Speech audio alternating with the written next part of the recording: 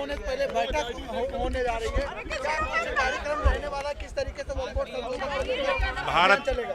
भारत की संसद ने वक्फ बोर्ड संशोधन जो विधेयक पारित किया है, आज पार्टी की ओर से हम सब लोग आज एक कार्यशाला में प्रदेश स्तरीय बैठे हैं और हमारे राष्ट्रीय महामंत्री और इस अभियान के राष्ट्रीय स्तर पर प्रभारी आदरणीय राधा मोहन दास अग्रवाल जी आज रहेंगे और आज की बैठक के माध्यम से, कार्यशाला के माध्यम से वक्फ के बारे में, इस संशोधन के बारे में जो विपक्षी दलों के द्वारा एक भ्रम पैदा किया जा रहा है, उस भ्रम के खिलाफ पूरी पार्टी हम लोग घर घर जाकर जो इस अधिनियम में गरीबों के लिए, समाज के कमजोर तबकों के हित में जो सरकार ने एक बड़ा कदम उठाया है, उसके लिए हम जन जागरण करेंगे, घर घर जाकर उसकी अच्छाइयाँ बताने का काम करेंगे। सर, लगातार कई ऐसे लोग हैं जिसका विरोध भी कर रहे हैं, लोगों को कहीं ना कहीं विरोध केवल वो लोग कर रहे हैं जो वक्फ की जमीनों पर जिन लोगों ने अवैध कब्जे कर रखे हैं, भूमाफियाओं लोग विरोध कर रहे हैं।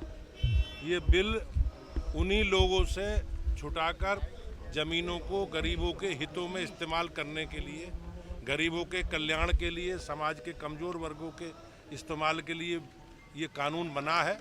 और मैं निश्चित रूप से भारत की संसद को और माननीय प्रधानमंत्री जी के नेतृत्व को धन्यवाद करता हूं और हम सब लोग मिलकर इस बिल के बारे में, इस अधिनियम के बारे में घर घर जाकर उनकी सबकी चर्चा करेंगे। इसकी कार्य योजना आज हम लोग बनाए। सर, वक्फ बिल के नाम पे सर बंगाल को जलाया जा रहा है, क्या कहेंगे सर?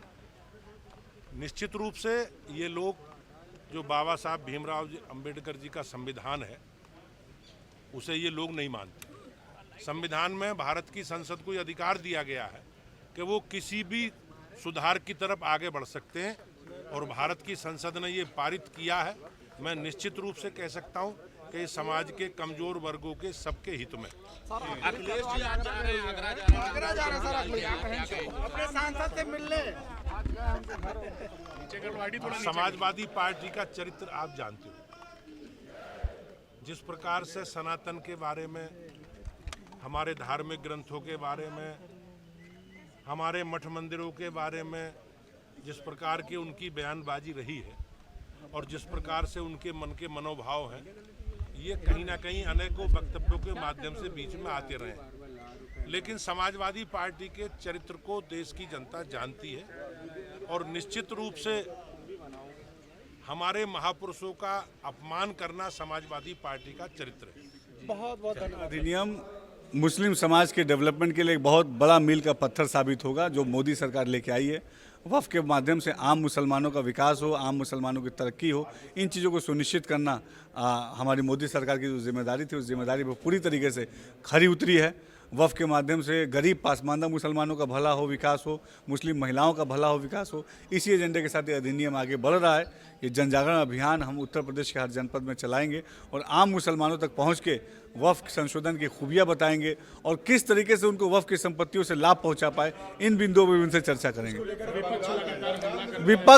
विपक्ष देखिए, सपा और कांग्रेस अपनी राजनीतिक स्वार्थ में इतनी अंधी हो गई है कि उसको मुसलमानों का भला रास नहीं आ रहा है।